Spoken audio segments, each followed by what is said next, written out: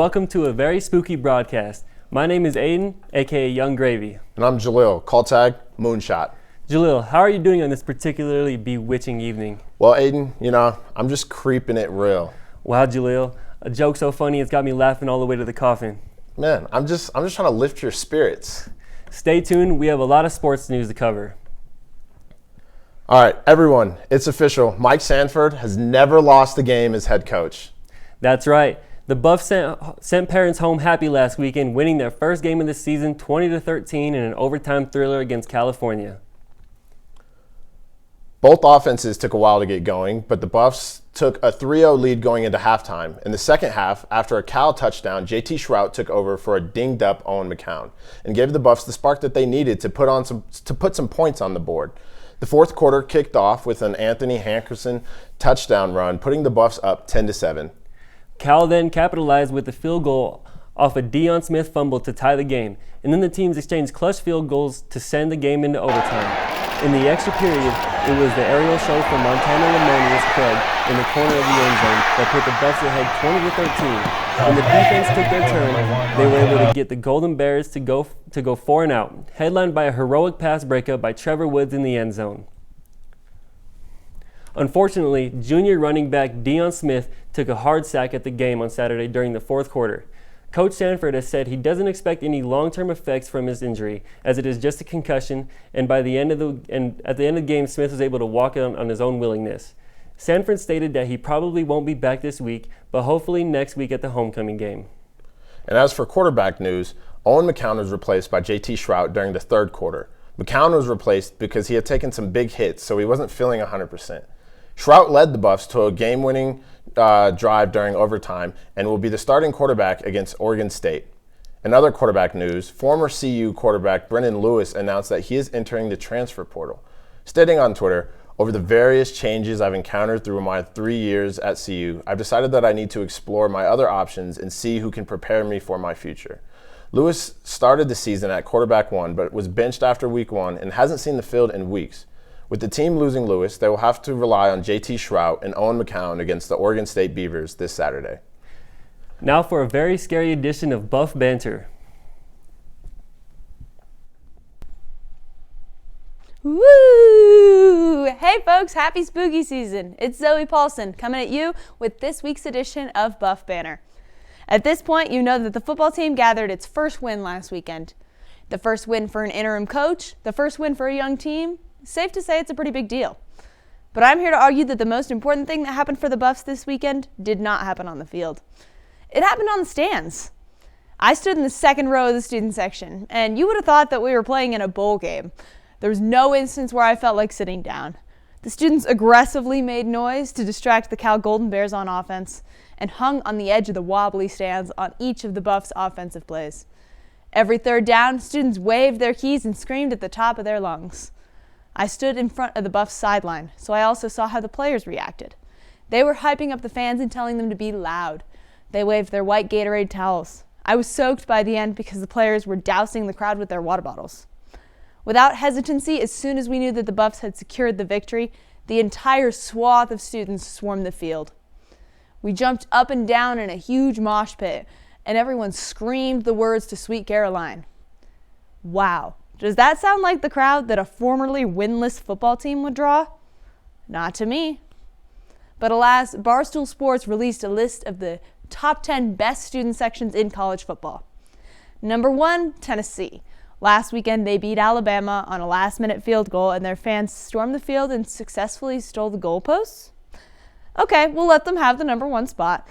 But at number 2, the single-win Colorado Buffaloes. Someone from the outside might see this and think, that doesn't make any sense. But if you were in Boulder last Saturday, you know that this is just true. But why? And how? And does the team even deserve it? I think this goes to show how important it is that Colorado has a good football team. In previous weeks, the student section has been full up until the Buffs let up a touchdown. And by halftime, the C unit would be nearly empty. The sideline would be full of sagging shoulder pads and downward-facing helmets. But this time, the Buffaloes commanded our attention. On the field with their exciting and daring plays, and even on the sideline, it was so much fun to see how much fun the players were having. I would even say that the student section gave the Buffaloes the extra push they needed to grab that win. Just the same as the lack of fans might have contributed to the heinous football we've seen in the past few weeks. What does this say about the football culture in Boulder? That's a more complicated question. It shows that we, as football fans, were deprived of exciting football for much too long. Just a small taste of it, of overtime, of a win, and Boulder students were rushing the field. Whether or not that the Buffs and Mike Samford deserve that, we'll have to see if they can keep that energy up in the next few weeks, in the stands and on the sidelines. I, for the first time this year, am excited to see how it goes. Thanks as always. Back to you guys at the desk. Woo!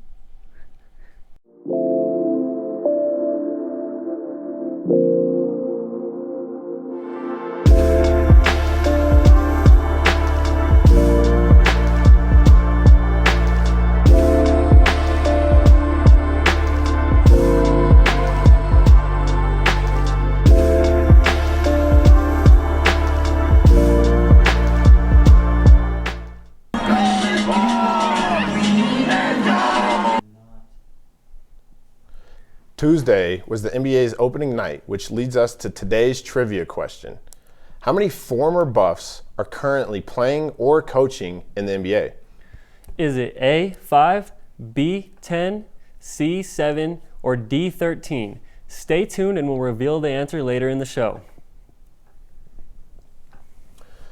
The cross-country team was in Riverside, California last week to race at the Highlander Invitational, and they didn't disappoint. As a team, the Buffs finished 5th in both men's and women's. Jake Doran won the race amongst his fellow Buffaloes, placing 10th overall in the 8K race. Leading the women, Elisa Mirage-Fishbein placed 19th in the 6K. This was the last race of the regular season. It was also the preview of the Pac-12 championship, which the Buffs will race in 2 weeks on the same course in Riverside.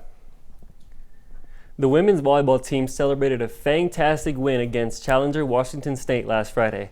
The win also marked head coach Jesse Mahoney's 300th collegiate win. The Buffs swept all 4 sets with both Maya Tabrone and Lexi Hidrich racking up kills in the double digits. Maya scored 18 and Lexi scored 11. So watch out, Michael Myers. There are two new killers on the block. The Buffs were unfortunately unable to keep their momentum just a few days later on Sunday when they fell in all 4 sets to the number 15 ranked Washington. The Buffs hope to regain their footing this weekend as they play Oregon State Friday at 8 p.m. and Oregon Sunday at 1 p.m. Basketball is coming quicker than you think. This past Saturday, the men's team had their first public scrimmage. Fans got to see what Tad Boyle's team has in store.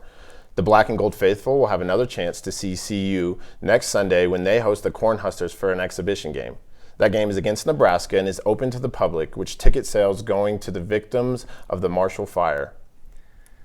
The men's team opens their season earnest on November 7th at home against UC Riverside. The women's team also announced their full slate, and they too will open up November 7th hosting New Mexico State. Some big games to watch is their November trip to Tennessee, their January hosting of the Pac-12's LA schools, and a February journey for Stanford to Boulder.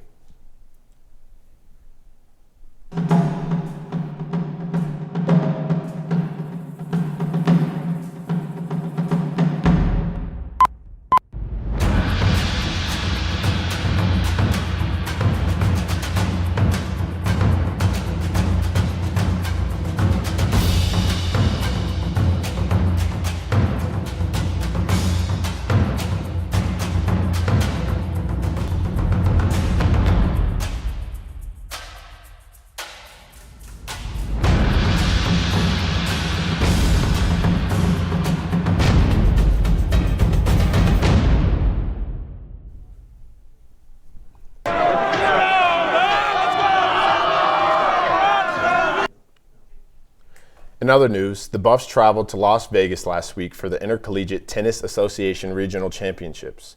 The Buffs had a spooktacular first day of competition, picking up 4 wins in the singles tournament and 2 in the doubles. However, despite their initial scream-worthy performance, the Buffs ultimately fell out of the tournament by the final day of play. Antonia Balzert fell prey to DU's Britt Russell in the singles quarterfinals and in the doubles tournament. Mila Stanjanovic and Elis Ventura made an impressive run before ultimately succumbing to the UNM in the semifinals. Congratulations to all the Buffs who played last week. The tennis team now looks forward to the Colorado Cup the first week of November to close the book on their fall season. The CU men's Division I club hockey team was off to a hot start to the season, starting 6-0. This past week did not treat them very well as they were swept by the Oregon Ducks, falling by a score of 5-4 in a shootout and a 4-1. This week is the start of a tough month-long stretch for the Buffs.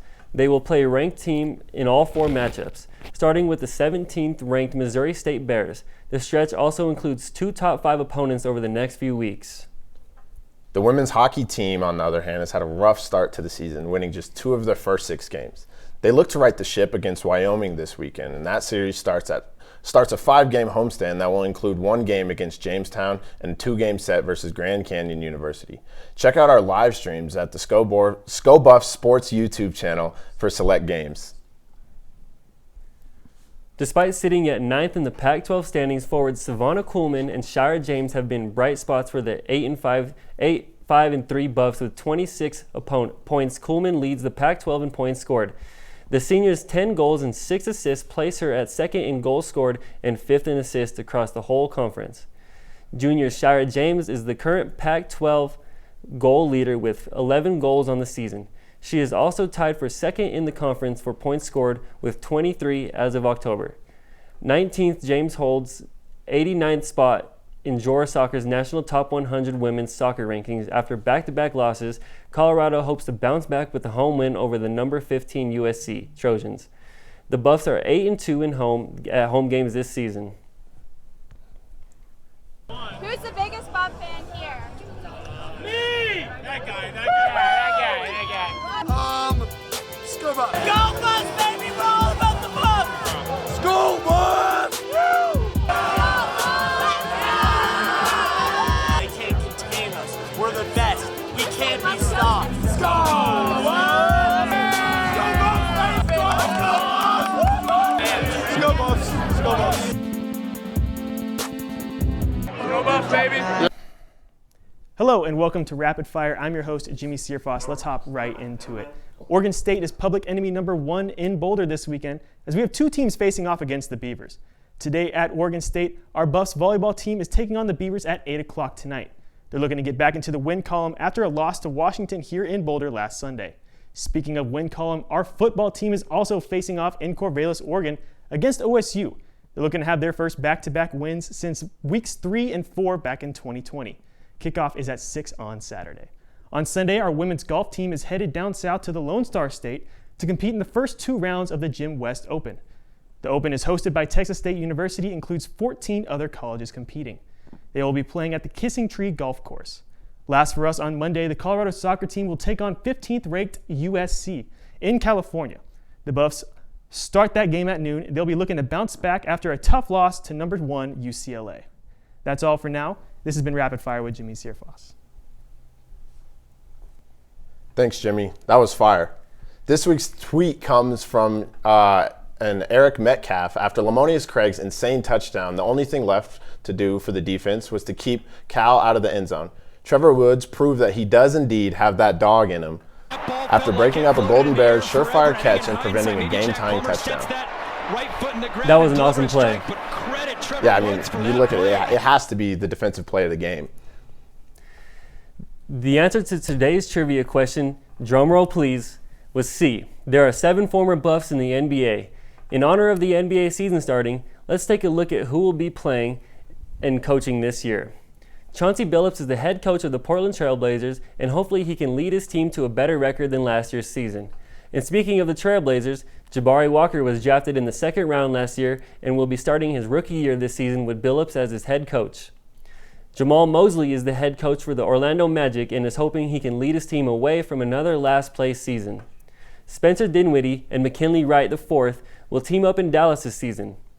Alec Burks joins the Detroit Pistons this season with a lot of experience under his belt. And finally, Derek White is back with the Celtics, looking to help lead his team back to an NBA Finals. Good luck to all the pro Buffs this year.